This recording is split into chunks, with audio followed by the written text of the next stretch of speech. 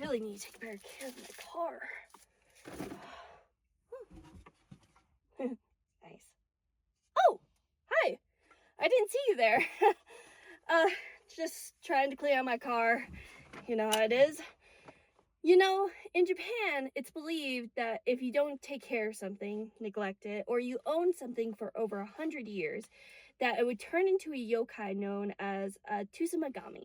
I don't know if I pronounced that correctly, but it can be possessed by a spirit, usually evil. Sometimes they can be friendly, but usually they aren't nice. And I just realized, you probably have no clue what a yokai even is. Well, if you ever have looked into Japanese media, or just been curious about Japan as a whole, you've probably seen one. Here, I can explain it all. Come on.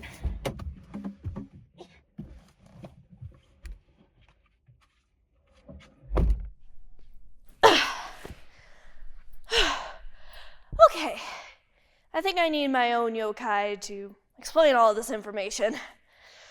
Alright, let's see. No. No. Oh!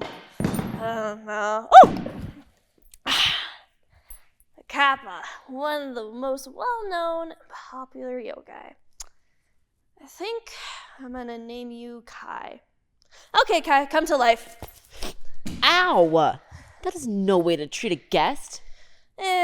You're fine. Have a cucumber. While he eats that, let's answer the question. What are yokai?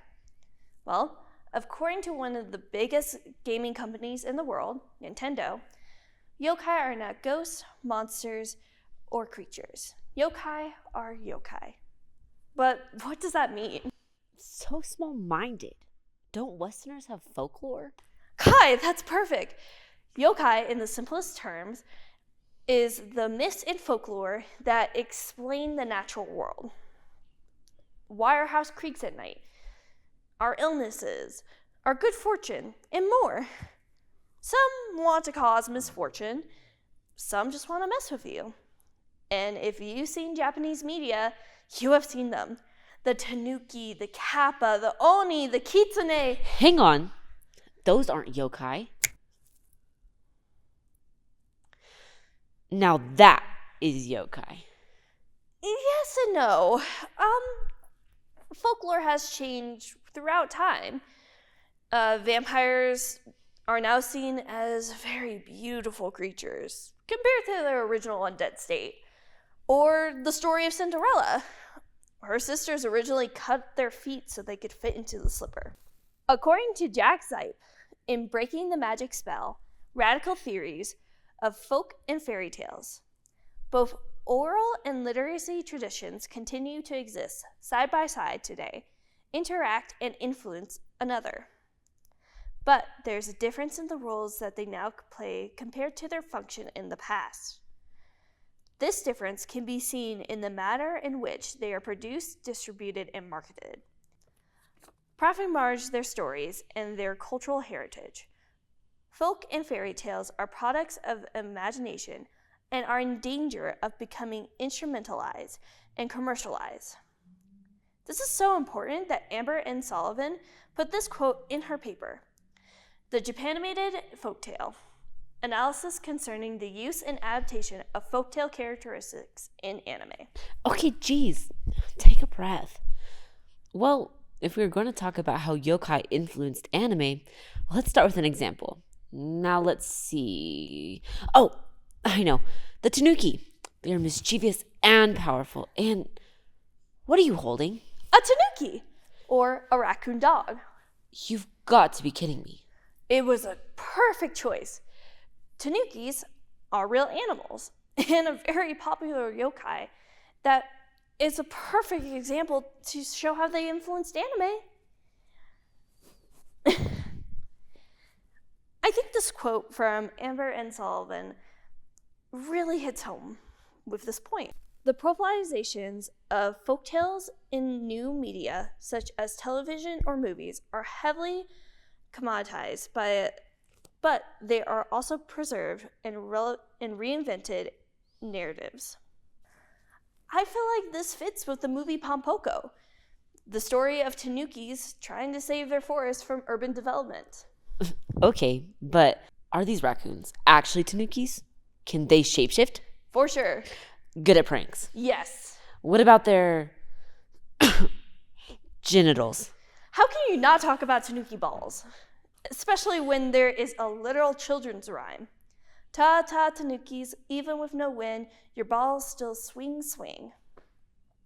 And the movie still talks about the fact that they love human food, they would much rather party than do something serious, and the fact that they live in a world between human culture and nature. Okay, sure. But I feel like that is well-known information. Easy to find stuff.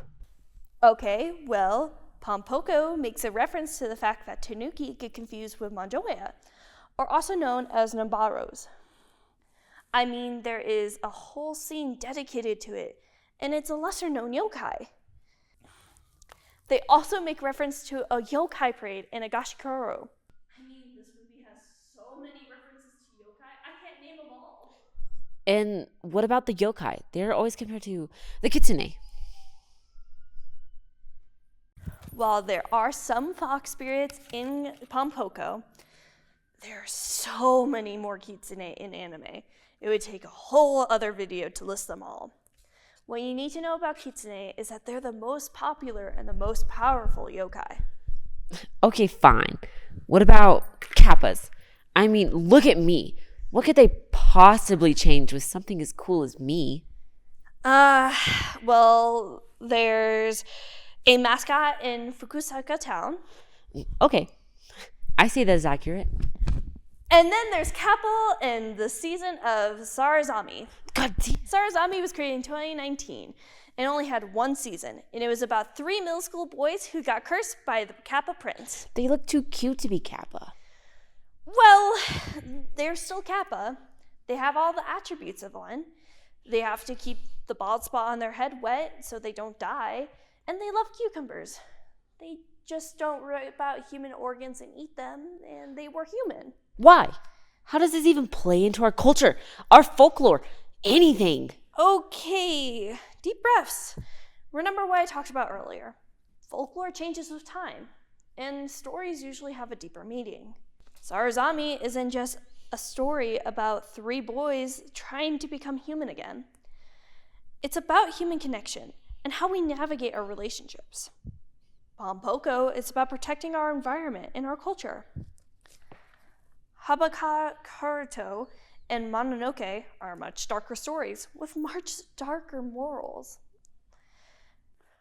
Yokai have changed a lot. We don't talk about Kappa murdering people. We don't talk about Oni and how they're the most wicked forms of humans. But they still teach us something, just not in the same way as before. But why in this way? That's a loaded question. I think as humans and as a culture, we needed something more happy and more silly. Now, of course, not all yokai stories are like this, but we needed something to escape reality. I see. So we're still warning people, just in a different way? Yes. Now, we should never forget the original stories. We just need to use them to inspire new ones. Okay. I think I can live with that. Great. And I hope you learned something about yokai, how they worked, and where you might have seen them. Thank you for watching. Here's a list of resources used for this film, and I hoped I piqued your interest in yokai.